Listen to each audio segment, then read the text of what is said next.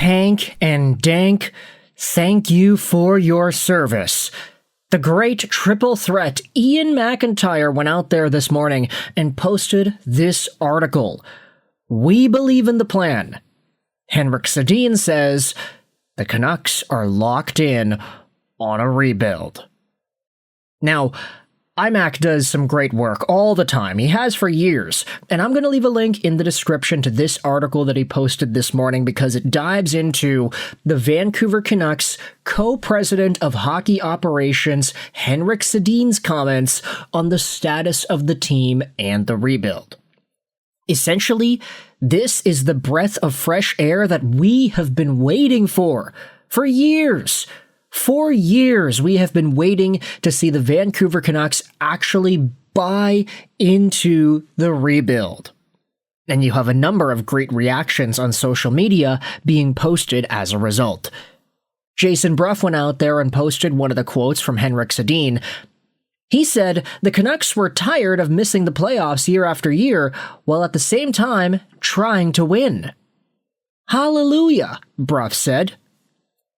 This is a pretty telling quote. The Canucks tried to win so badly. That was always the main goal, especially the message being pushed down from ownership. That was the way they wanted to build this team. It's all go, all the time, all competitive, all trying to compete, but they were tired of missing the playoffs every year. You know, they only had the playoffs twice in the Quinn Hughes era, right? 2020 bubble, so they had to win a play-in series against Minnesota to get that done. And then in 23-24, they were legitimately good, despite the fact that they didn't really shoot the puck all too much, and they played some of the most crazy PDO bender hockey we've seen this generation. Taj went out there and responded to the Bruff tweet saying this. Another quote from Ian McIntyre. The bigger surprise must have been ownership's embrace of a rebuild, something the Sedins had long believed was necessary but saw little appetite for during 26 years on or near the team.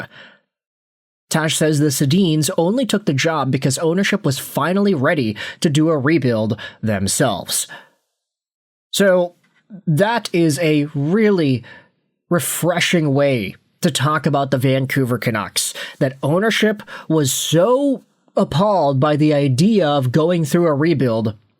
This entire time, they forced the Vancouver Canucks to be competitive, to make win-now trades, to try to build the team in the present.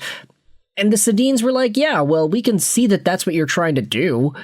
We know you want to be competitive. We know that this is your intention. You want that playoff revenue. But maybe everybody on the inside, deep down, they all know that this team, if they want to be a top-of-the-line team, they can't just trade for Elias Lindholm. They can't just have Pettersson and Miller coexist. They can't just rely on Casey DeSmith and Artur Shilovs. They have to start from the bottom. And the Sedins, they're willing to take that step with this team. Let's dive into the article. Let's go over some of the quotes. It wasn't the prestige and the luster of the title that led Hank and Dank to become co-presidents of the Canucks, but it was the message that came with the job offer. It's the vision that we want to follow, something that we can really buy into, Henrik said Tuesday of the Canucks' commitment to rebuild. If you had to fight that battle first to get a rebuild, then there's no way we would have stepped on. But it was very clear this was going to be a process of a few years at least, where we're trying to build something that's good. That's number one. I love that comment. If you had to fight to get the battle first, then there's no way we would have stepped on. It essentially validates everything that Taj is going out there and saying here, that Henrik and Daniel Sedin would not have accepted this job of co-presidents of hockey operations if ownership would push back on the idea of rebuilding. Say what you want about Jim Rutherford, I know we did earlier in today's show, but Rutherford did say that Francesco Aquilini, he knows the team needs to go into a rebuild. And Hank and Dank, for as much as we want to get our caution lights flashing because of the Trevor Linden situation from 10 years ago, it seems like Henrik and Daniel Sedin might actually have the autonomy to do what they need to do and to rebuild this team. as necessary. The message to the Sedins came in a phone call with Aquilini and later in a meeting with the managing owner's family. It wasn't until departing President Jim Rutherford told reporters at a May 6 press conference that he planned to step back into an advisory role after the NHL Draft in June, that the Sedins were seriously approached about taking over hockey ops. But the bigger surprise must have been ownership's embrace of a rebuild, something the Sedins had long believed was necessary but saw little appetite for during 26 years on or near the team. The last 5 years as advisors to former GM Jim Benning and player development coaches under Rutherford and ex-GM Patrick Allvin. Let's go out there and take a look at the other quote here. Henrik said this happened really quickly. Nothing happened until the season ended, and Jim decided to step down. So what was that, 4 weeks ago? The timing was right there around the draft lottery. I don't know if Jim had talked to the owners before that, but it was right around there. After Jim Rutherford decided to take a step back, I think they were already ready to do a rebuild. But we had a meeting and they told us that they want to do it the right way. They were tired of missing the playoffs year after year, while at the same time trying to win. They wanted to have a fresh start and build from the ground up and put the care back into the Crest, where you get players that are proud to play for the city and have this city and team be a place where players want to play again. Yeah, it doesn't seem like Quinn Hughes was proud to be a Canuck, I'm gonna be real. When you step into that role, Henrik said, it's less stressful on a daily basis to try to win tomorrow. You try to do everything the right way. Which, in a way, is hard, but there is a plan that you try to follow, which for me makes it a little bit easier. We believe in the plan and we think it's doable if you do it the right way.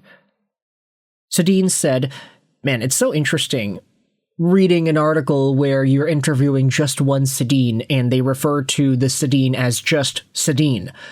Like, everybody who watches a Canucks broadcast with the Sedin twins would hear Henrik and Daniel. It was never usually one singular Sedin.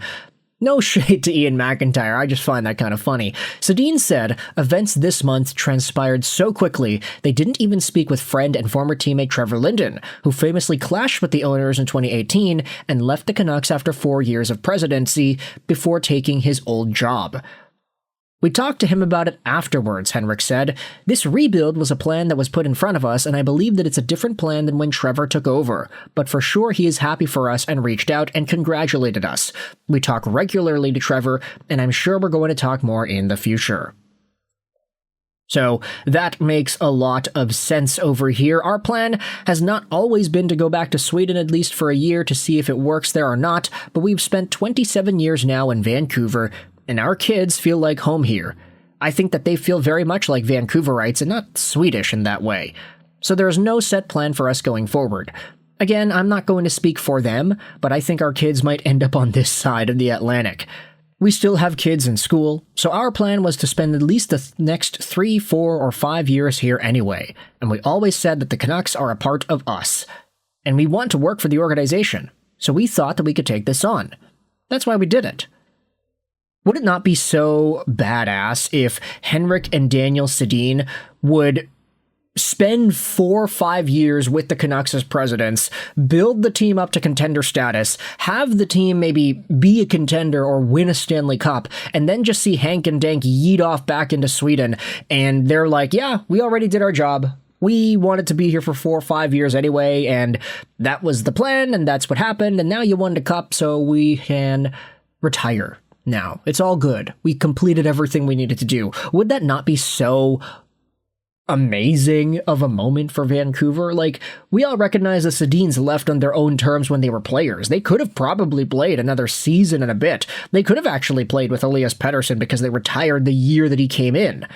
But this idea, too, they're sticking around in Vancouver, they're Vancouverites. I have no doubt that the Sedins may probably spend the rest of their lives in Vancouver, but if they ever do move back to Sweden, I hope there is some grand moment where it's like, yeah, they accomplished so much beforehand.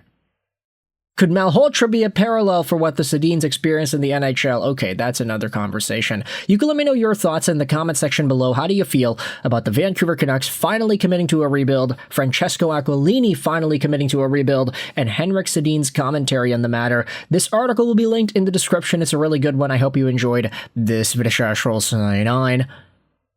And bye.